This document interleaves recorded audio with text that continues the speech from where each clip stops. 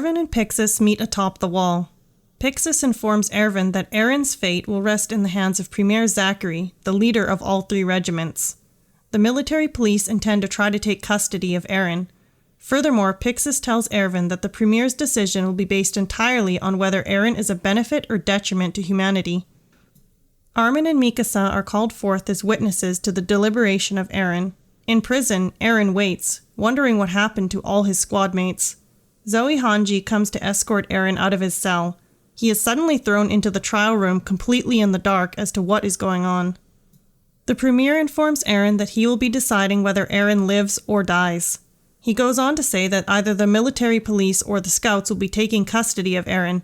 Niall Dock, the military police commander, recommends that Eren be executed. Ervin proposes that Eren join the scouts and that they use his ability to retake Wall Maria. The Premier asks Eren if he can still serve by controlling his ability, since the report he was given says that Eren tried to crush Mikasa. Mikasa glares at Riko for adding it to the report. The Premier calls on her to confirm the report, and she does. Eren sits in shock hearing about his actions. Mikasa goes on to add that Eren also saved her twice using his Titan form. The military police reveal that Eren and Mikasa violently killed 3 kidnappers as children, questioning their nature. Disorder breaks out as someone points to Mikasa, accusing her of also being a Titan. Eren calls the arguing leaders cowards since most of them have never even seen a Titan, and if they're too scared, he will fight for them. A gun is aimed at Eren, but before shooting, Levi jumps in, kicking Eren over and over.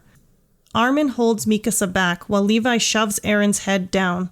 Ervin suggests that Eren be put under Levi's supervision on an expedition outside the wall. If Eren should lose control, Levi promises to kill Eren without hesitation. Ervin apologizes to Eren for the theatrics but says they were necessary to win the debate. Zoe thinks Levi went a little far, showing the tooth he knocked out. She excitedly says it's a precious sample. Zoe inspects Eren's mouth, seeing the tooth has already regrown. Levi's elite scout squad takes Eren to an old scout HQ to use as a temporary base of operations. Eren looks at his new squad mates, impressed with their Titan-killing records. The first order of business is cleaning the abandoned building out. Eren will be staying in the cellar, at least until it's clear he has his abilities under control. Petra tells Eren not to be discouraged, that Levi is just different in person than the hero he's made out to be. Levi catches them gossiping. The squad discusses their apprehension of their next big mission, one where they're supposed to bring some fresh new recruits along for the ride. When asked how his ability works, all Eren knows is that he has had to injure himself first. Zoe suddenly bursts through the doors, apparently earlier than expected. Zoe studies Titans and learns anything she can from experimenting with captured ones. Her excitement to learn about Titans from Eren is alarming. Zoe tells Eren about her interactions with the Titans. Attempting to communicate, resulting in almost getting eaten, she then tells her new pets the story of some cannibal humans and the way they lived and prepared meat. Next, she names the 2 Titans, Sonny and Bean. They tested depriving the Titans of sunlight, learning that they became more sluggish after a few hours. The eccentric Zoe then tells of her harrowing experience to test their ability to feel pain, trying to learn any weaknesses. Eren asks Zoe for more details of her experiments and they talk through the night. Zoe carries on excitedly when a soldier bursts in saying the 2 captive Titans have been killed. Zoe screams hysterically, looking at their corpses. The 2 Titans were killed by a soldier just before dawn. Ervin asks Eren what he thinks he sees and who the real enemy is. The military police question the cadets, trying to narrow down who killed the captive Titans. The cadets stand at a funeral pyre of the fallen soldiers. Jean remembers Marco telling him what he thought made him a great leader. Jean confesses to his fellow cadets that he will be joining the scouts. Armin declares to Annie and Connie that his intent has always been to join the scouts. Annie says she is looking out for herself and will be joining the military police. Levi rallies the squad for a patrol. Jean affirms again that he will be joining the scouts because he is terrified of the Titans and wants to do something real about it. That night, the cadets must choose their regiment. Ervin addresses the cadets, disclosing that there is information about the Titans in Eren's cellar and that they will form an expedition to find it. He goes on to make sure the cadets are under no illusion about how many could be lost on these expeditions. Most of the cadets walk away, as only a brave few remain standing to join, terrified about their decision. Ervin welcomes the few remaining to the scout regiment. The new cadets begin their scout training, mostly about Ervin's long-range scouting formation. The scouts discuss with Eren his position within the formation. Their next expedition will be a test run to see if they can stand a chance at reaching Shiganshina, where Eren's old home lies.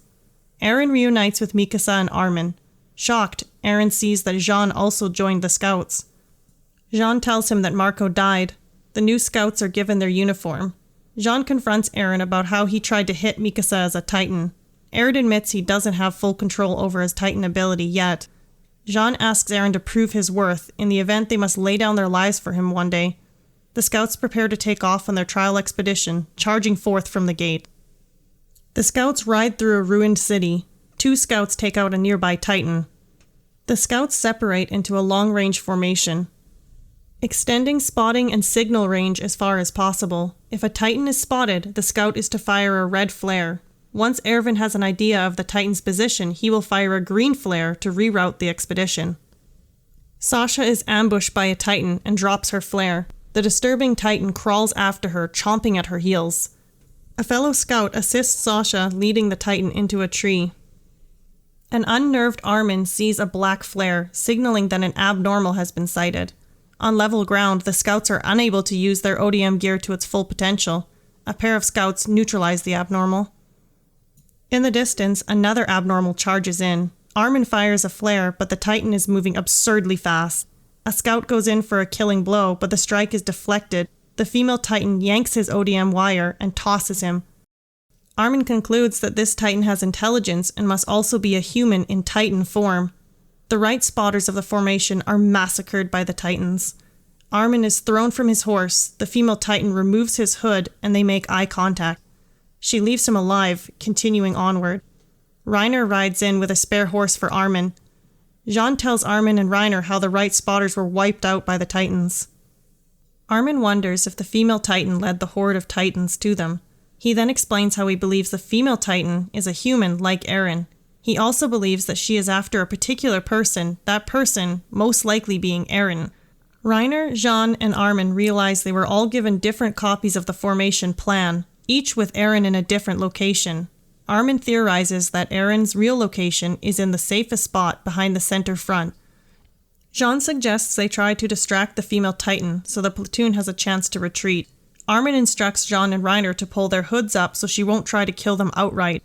The 3 move in to distract her. The female Titan sweeps Armin's horse from under him and looms over. Jean zooms in, narrowly dodging her swings as the female Titan protects her weak spot.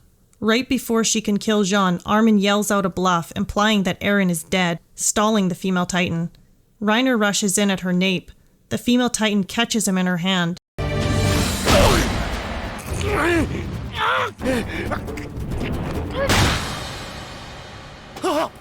She clenches her fist, but somehow Reiner bursts out alive.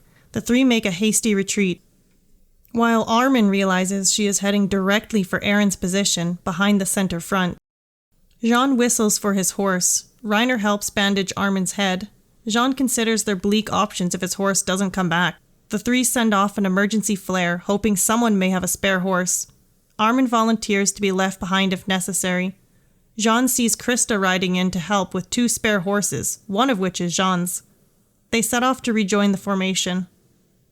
Green smoke is seen, signaling a change of course. At Levi's squad, a messenger informs Levi that the right-wing spotters have been wiped out. Eren and the others see black smoke signals. At another position, the scouts try to take out the female Titan, aiming at multiple weak points. The female Titan jumps, disrupting their attacks. She takes them out one by one.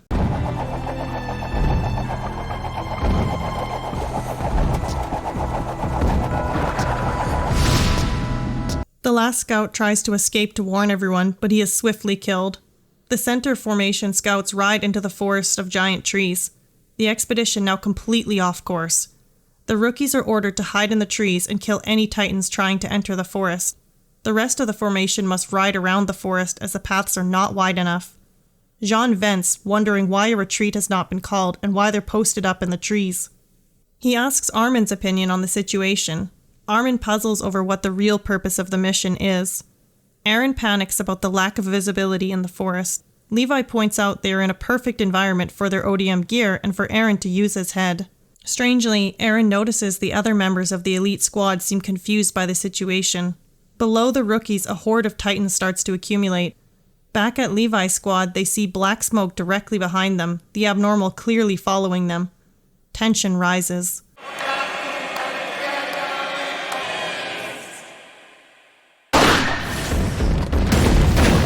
The female Titan bolts through the woods.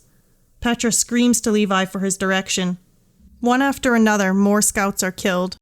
Levi rides on silently, his entire team waiting for any order, his only words being for them to cover their ears. Levi fires an acoustic round. He reminds them that their only mission is to keep Eren alive, whatever the cost. Eren yells that they need to do something as he watches scouts getting killed by the female Titan. Petra tells Eren to do what he's told and carry forward. Eren considers turning into a Titan to fight her head-on and save his fellow scouts. Petra yells for him to stop, that he was only to turn if his life was in peril. Levi admits he wouldn't blame Eren for changing, but says he must choose between trusting himself or trusting those putting their lives on the line for him. Petra tells him, "Trust us." Eren recalls a memory with Levi and his plan to be able to extract Eren without killing him if he went rogue as a Titan. It would sever his limbs, but they'd likely grow back. Zoe has Eren in the bottom of a well. They prepare for some tests. Eren readies himself to transform. Nothing happens. Eren stands at the bottom. Bite marks cover his hands. His hands won't even heal now. Eren is surprised by how calm his squad mates are beside him. He accidentally drops a spoon and leans down for it, reaching. Suddenly, electricity sparks. Eren stands atop a steaming Titan body piece. Levi stands in front of Eren, telling the squad to calm down. Eren turns to see his squad mates ready to strike him down. Zoe runs in, frenzied with excitement. Eren's squad mates approach him, demanding why he changed without permission. An altercation breaks out, Levi trying to calm everyone down and everyone else terrified, ready to strike Eren down. Eren yells out. Zoe rushes in to Eren. She touches the Titan body, burning her own. Eren removes his hand from the Titan body when Zoe notices the spoon held delicately by the Titan fingers. Dismayed by his squad mates' lack of trust in him, Eren and Levi talk. Zoe unwraps the spoon that the Titan held. Eren says the arm appeared when he tried to pick up the spoon. Zoe theorizes that a Titan transformation also requires a clear objective. After understanding that Eren didn't turn on purpose, his squad mates each bite their own hands, as an act of apology for their hostility and a symbol of trust. Petra states they are doomed if they do not trust one another. Back at present, Petra again says, "Trust us." Eren chooses to trust his team. Another scout dies. The female Titan accelerates, gaining on them.